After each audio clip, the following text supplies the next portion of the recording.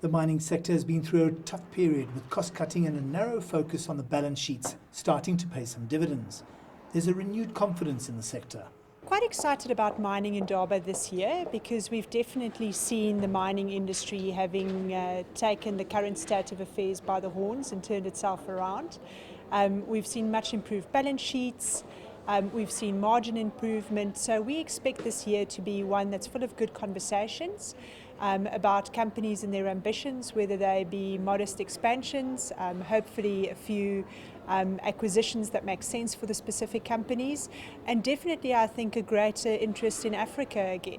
Last year it was all about fit for purpose, and this year we really think it's going to be a big focus around data.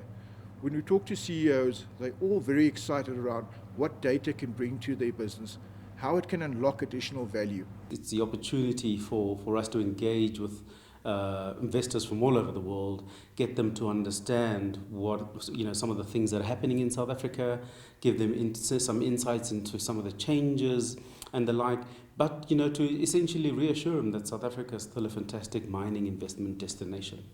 There are still some unresolved local issues, specifically on the regulatory front when it comes to black economic empowerment, but there appears to be some hope.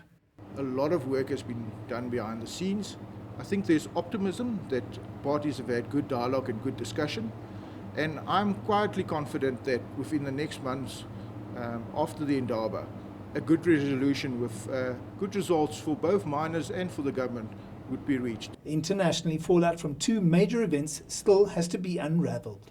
I think the world's still waiting to see how Brexit is going to affect the commodities, and then obviously what the US President Donald Trump is going to do. Now that's going to affect the global economy. There's also a keen focus on commodity prices and sustainability. I'm actually hoping that the experts will be giving us a little bit more hope that commodity prices are really on the upturn, and hopefully we're going to have this upturn for a little bit longer. The mining industry in South Africa is in a far different space to where it was at the beginning of 2016, and this augurs well for investors and for the sector. I'm Angelo Coppola for CGTN in Johannesburg, South Africa.